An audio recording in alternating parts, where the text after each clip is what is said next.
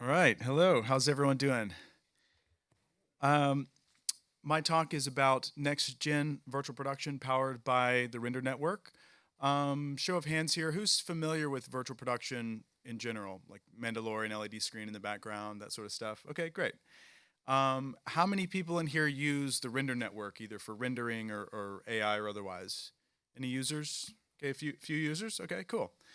Just helps me prepare for what I'm gonna say.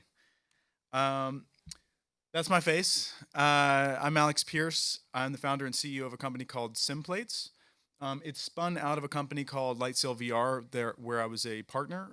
So that was on the title. I am still a part owner in that. They have part ownership of Simplates.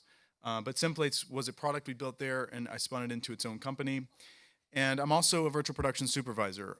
Most recently, I was the VP supervisor for Linkin Park's Up From the Bottom music video, which they're claiming is their best music video. I didn't say that, but and then I was also the VP supervisor for Lear Rex, which is a film starring Al Pacino, Jessica Chastain, and then there's a TV show that's going to come out next year for Netflix that has a ton of car process work that wasn't using Simplates as the content, but I was the virtual production supervisor for it. And my work in virtual production, my background in virtual production, led to all of the decisions I made to create my company, which is called Simplates. So it's really hard to show or explain what I do with, especially with LED screens, without having a full-on LED screen here. So I figured I'll just play this video. I think it's going to explain it a little bit better than I could in general. Hi, I'm Alex Pearce, the CEO and founder of Simplates, and I'm also a virtual production supervisor. So I know firsthand the challenges of traditionally captured plates. Simplates is a library of 360 photoreal CG renders made specifically for shooting car process on virtual production stages. And here are the top 7 reasons that you should use Simplates for virtual production. Number 1, very high quality. We create our CG video plates with Blender and Octane render engine, which allow for much higher quality than real-time game engines. Octane is an unbiased render engine, and we leverage their cloud render solution, the Render Network, to render at a staggering 16K resolution, which is the max that most media servers can play back. All of our plates meet or exceed the Netflix standards for virtual production. Number 2, 360 panoramic and seamless. Most camera rigs will have problematic seams where the cameras meet, and if a 360 camera is used, the quality is likely to suffer. You can turn our plates all the way around, you can shoot in every direction, and you will never see a seam. Number 3, looping. Most of our sim plates loop seamlessly, so you never see a cut point. Here is the end of the plate, and there was the beginning. So you could shoot on this plate all day long and you would never see a cut point. Oftentimes, with traditional footage, actors will be right in the middle of a take and we'll get to the end of the footage, it's going to cut and loop back to the beginning, and it will ruin that take. You'll have to do it all over again. Traditionally shot plates are very difficult to stabilize properly. When shooting on a virtual production stage, even the slightest bump can make the whole thing feel like very bad rear projection. All of our plates are fully stabilized. Number 5, no liability. Because we control every pixel in our library, you don't have to worry about getting release forms for pedestrians that walk by, and you don't have to worry about being sued by brands that just happen to be in the background when you were out filming. Number 6, customization. We can very easily customize our plates. If you want to change the lighting, go twice as fast and have half the cars, we can do that. If you want to shoot something in the 1700s or set in the future, that's possible. If you need something that's not in our library, we can likely make it faster and more cost-effective than it would be to have a company go out and shoot it, especially if it's dangerous, exotic, or set in a different time period. And number 7, live compositing. This is a service I provide on demand, but we can actually live composite if the stage uses Assimilate live effects. This means I can swap out the sky, I can color the foreground separately from the background, I can use the Z-depth pass to defocus the background, I can use a cryptomat to change a specific material, and more. I can also rent or build you the ultimate car process media server for your project or for your stage. All right, that's the top 7 reasons to use Simplates for virtual production. Which one is your favorite reason? All right, I'm just gonna play this in the background and talk over it. These are a few different plates of ours that are being that were tested, and this is sort of what it looks like through camera on the bottom left here, and sort of what it looks like there. And this is a very typical stage that does car process work. Some of them are massive, but oftentimes there's these smaller insert stages. And these days, a lot of times you actually build these stages at the sound studio. So instead of having to do a company move, they actually just build the walls in the studio that they're already renting. All right, so we'll come back to sim plates and we'll talk a little bit about more what I'm doing later on. But for now, I want to talk a little bit about the render network. So the render network, it allows us to deliver, well, exactly here.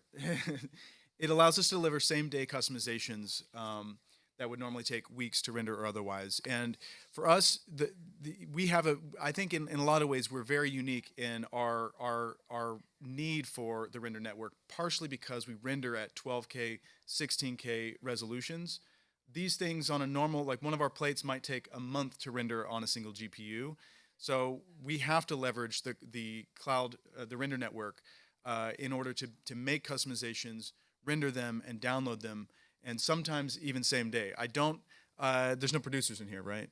I don't let producers know that we can do same day customizations, but it is something we have already done 2 or 3 times on real projects where we came in the morning of, the director or DP were like, oh, you know what? I wish that sun was in a different position. Oh, I wish we had done it this way. I make some changes, I upload it to the render network, and as it's finishing frames, it's automatically downloading, and I'll show that here in a little bit. But it really is amazing that we can leverage hundreds of computers, potentially 1,000 GPUs at a time, and it's definitely, I feel very strongly that because of the render network, we have been able to slingshot ourselves, a year in advance of where we would be if we didn't have the render network. So if you're not familiar with the render network, this is kind of what the UI looks like when you render frames. So green means it's already been rendered and accepted. When it's in the middle of rendering, you'll see a progress bar. So the green will go up. And if you have any issues, it'll just retry automatically. You can also re-render frames if you need to. This shows some of the configs of it. And we're going to get into it in a little bit. But you can see 16,000 by 8,000 resolution, which is pretty high resolution. 4K, which we're kind of familiar with, 4K to 8K is not twice the resolution. It's actually 4 times the resolution because it's twice wide and twice high. And so 16K is 8 times the resolution of 4K. A lot of VFX vendors don't even render at 4K. Even if they have a 4K deliverable, they'll render it like 1080 or 2K and then upres. But because ours are fully 360, and a big part for me, the most important thing for me is quality. It's really important that we actually render at the deliverable resolution, which is kind of insane. So when you upload it, this is sort of the UI that you get. You can change the resolution, you can change the sample count, you can change the frames. So this is really helpful for us because we can upload once and then we can render out, a low res version, low samples, and then get a sense of, okay, this is what the full sequence is going to look like. We can render out the first 10 frames at full res and see, okay, is this enough samples? Is this going to be high enough resolution? And then when we're ready to render the full thing, we can go and render. You can choose things like the render passes. So a lot of times we'll have lots and lots of render passes that we use while we're working, but then when we go to render, we actually don't need all of those render passes. So it's very helpful for us to be able to deselect or select whichever ones we need. And then you can choose EXR formats, different types of compression, different types of image outputs. This is again sort of a really important factor for me.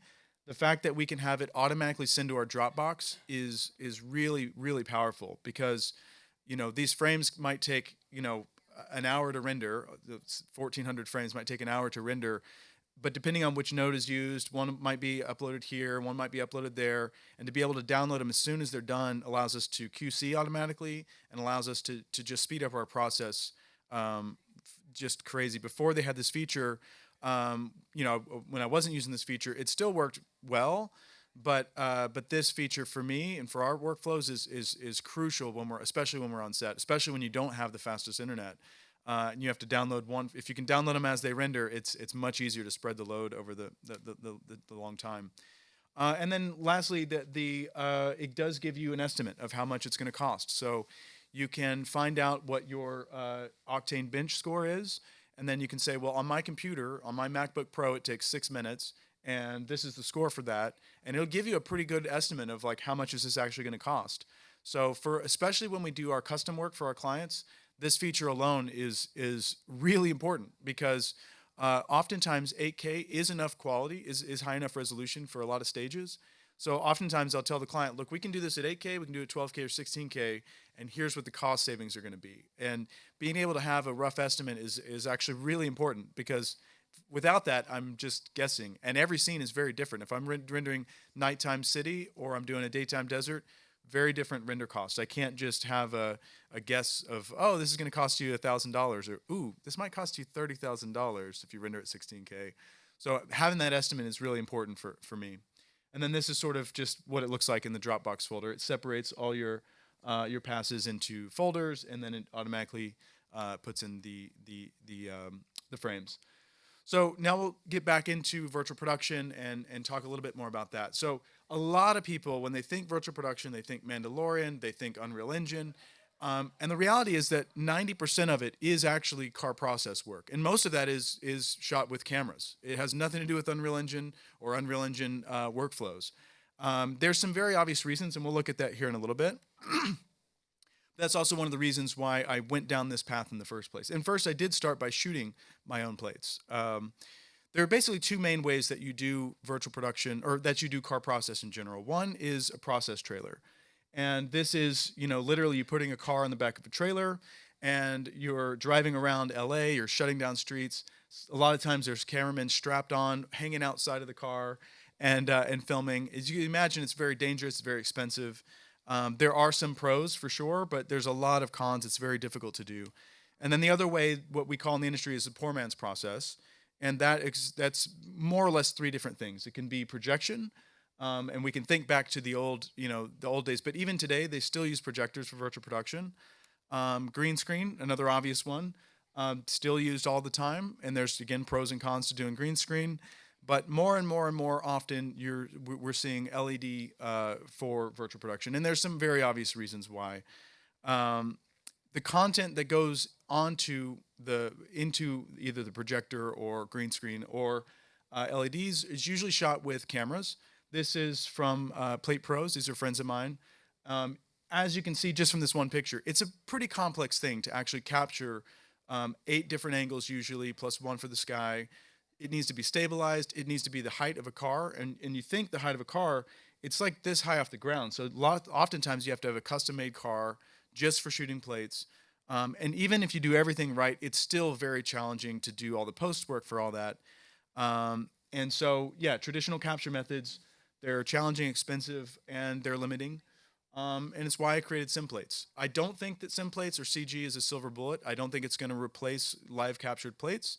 But there are some very obvious places where it's going to be it's going to be necessary.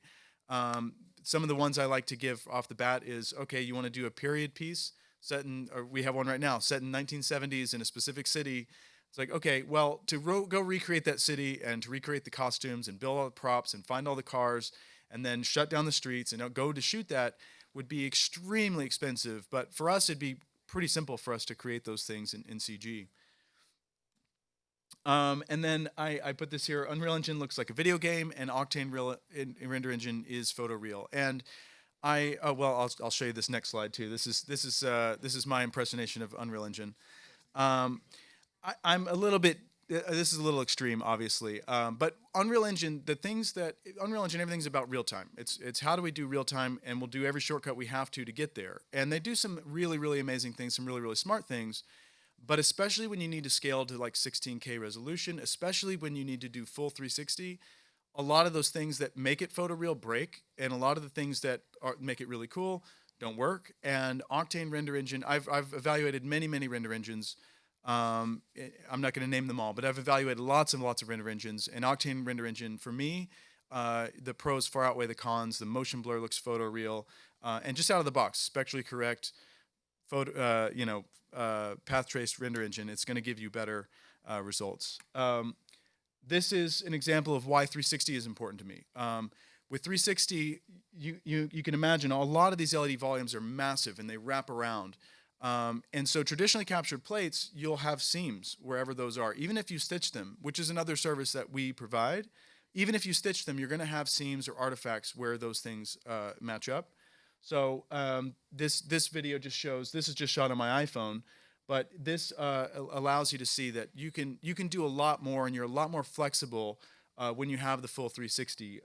This is from our city plate, but like here, these really wide shots, or even any sort of dynamic moves, would be very difficult with traditionally captured plates. You really need to shoot like the front shot, and then you cut over and shoot the side shot.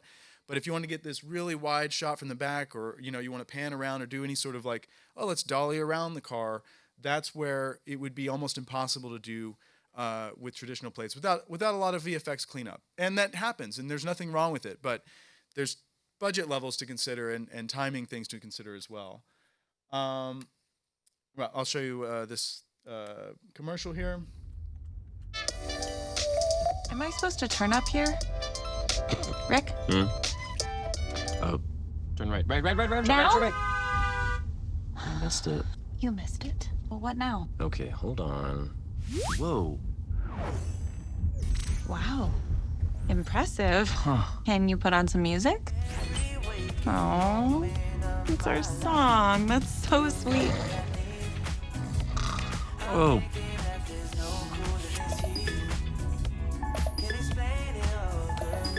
I guess we deserve that. You gonna pick that up?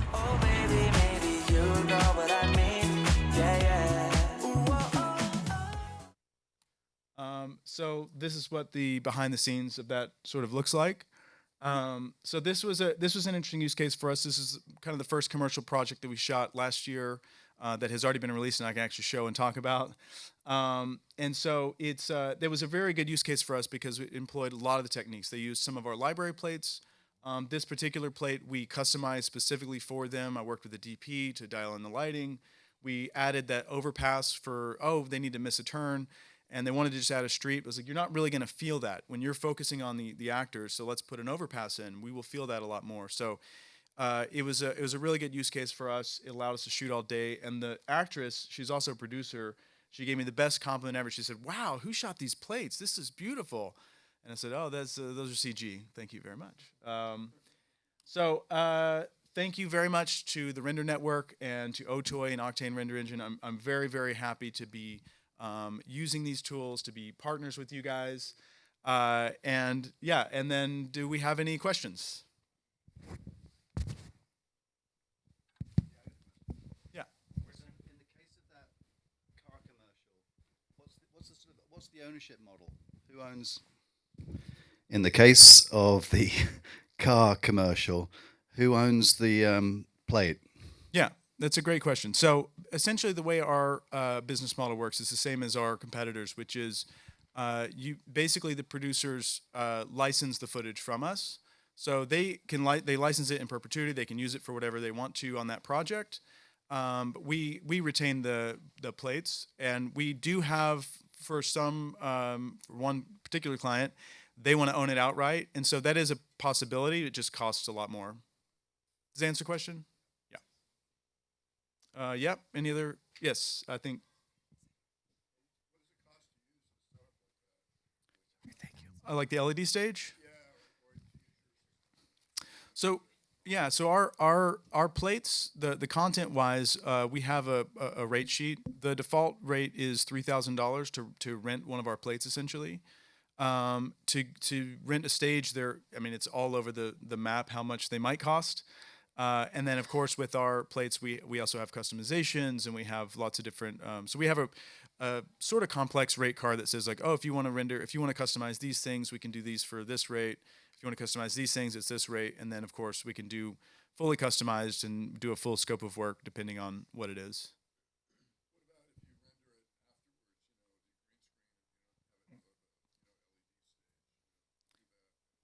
Yeah, it would be the same. I mean, if it's green screen, the cost of the content would be the same.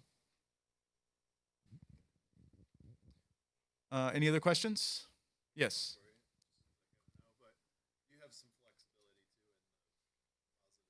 Mm-hmm.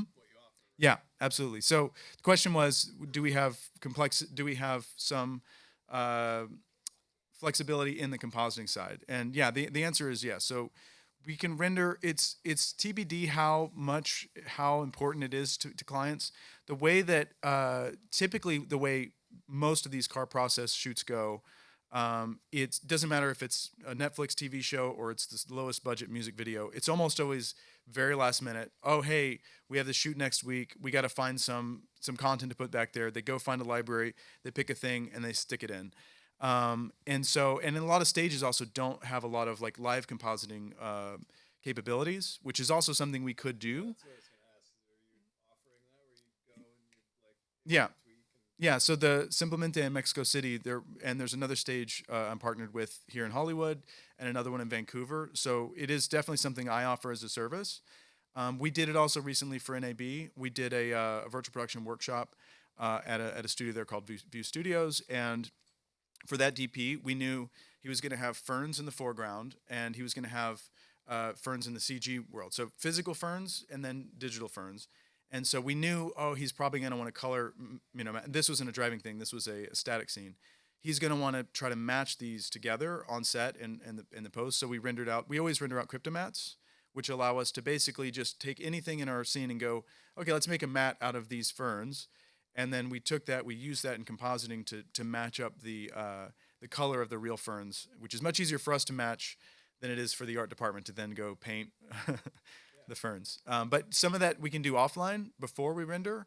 A lot of times I use the Z-depth pass to say, okay, let's defocus the background more than we defocus the foreground, so it's a more realistic lens blur in that case. And so sometimes we use various render passes in the offline composite, but it's also, as you saw in the first video, it's also possible to do a lot of this stuff live at the stage. I'm finding more and more, at least most stages, they don't want to deal with it. They want to just be handed the files and press play. So the business model, I think, right now is mainly library and custom work that we just deliver the final files. I do hope that will change because I do think it's a new and more powerful way of working.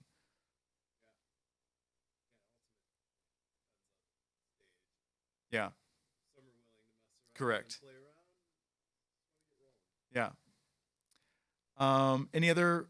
Oh, no more questions. All right. So if you want to find me, I thought I had my information on here. I do. Okay. sim-plates.com is my website. You can come chat with me afterwards and find me on LinkedIn and all of that stuff. Thank you guys so much.